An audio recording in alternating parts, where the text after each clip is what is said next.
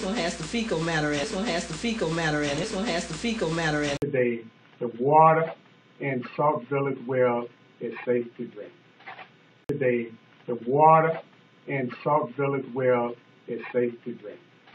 Today, the water in Sauk Village well is safe to drink. There is no restriction on the use of water from those wells. Water could be used for drinking, bathing, cooking, and other normal use. Today, the water in Sauk Village well is safe to drink. The Illinois EPA contends that businesses that provide food and drink to the public may choose to use the water from Sauk Village public wells. Today, the water in Sauk Village well is safe to drink. Mayor, Thank you very much. Can you explain one thing? And number one, you're saying that there's no restrictions for the use of water from those wells. And number two, it's saying the EPA is requiring Sauk Village to make bottled water available to residents. Right.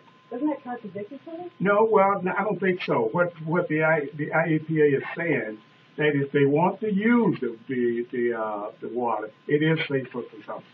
But does the village have to provide a clean source of water in a portable form anyway? In the event there are citizens out there that said that, oh, I think I don't want to drink the water. I want to use bottled water. We are going to make that available to all of our residents. Free of charge. Free of charge at this point. So what changed from Sunday till today? When the contamination levels came out on Sunday, what changed from Sunday to today to make it go from unsafe to safe? Well, we had never said that it was unsafe. If you hear my report, I've said I was waiting on the IEPA to get their final judgment on their reading, on their sample. But yet today there was a mandatory meeting with business owners here mid-morning saying that they should not find an alternate source for food prep at restaurants, bars, what have you. That's a pretty enormous discrepancy. Well, we did. I think that was a little premature at this point.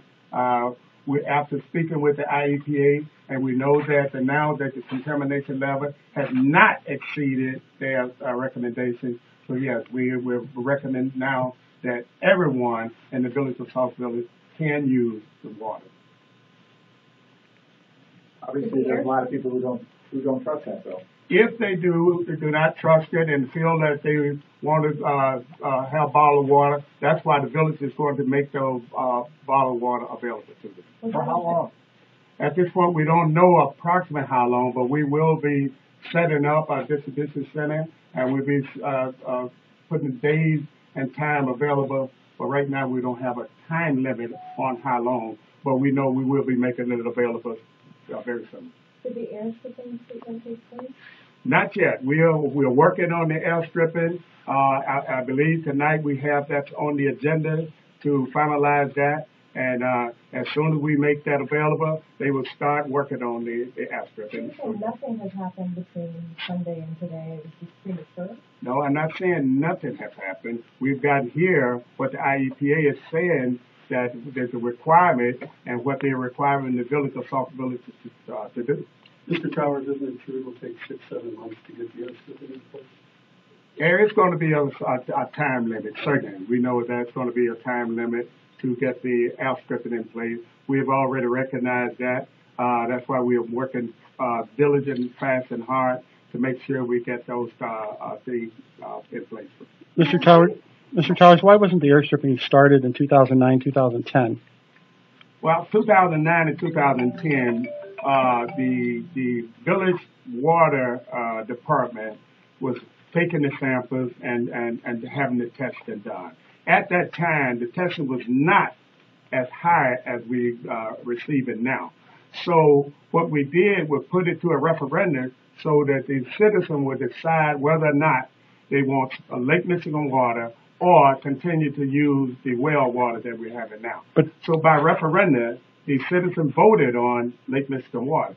So if they voted on Lake Michigan water and the contamination is not rising fast enough for the IEPA mandated, so we've decided to go to Lake Michigan water with the referendum. But in 2010, the Attorney General filed suit against the village to impose the injunction. Why was an action or a plan put together at that point? At that time, in 2010, it was only one well. That was well 3. We did take that well offline. We've never used it since. The IEPA suggested that we remove the well offline. Do you have any idea where this is coming from, the vinyl chloride? We do. We had a environmental protection agency come in to look at that. We have somewhat nailed it down, but nothing concrete yet. Can you talk about that? No, I will not want to talk about that because we really haven't nailed it down yet. You're going to go into that meeting tonight and unveil this new information? Absolutely. That's where we'll be going from here. Once we break up here, we'll be going into the meeting to let the citizen know that they can rest assured that we are doing everything possible, everything that we can to make sure that our water supply is safe for them to drink. So, Mayor, how do you explain some of the people who are boiling this water that have things floating in? Other people have brown water. They have white clothing that turns colors in a matter of days. How do you explain that? Well, It has the fecal matter in it.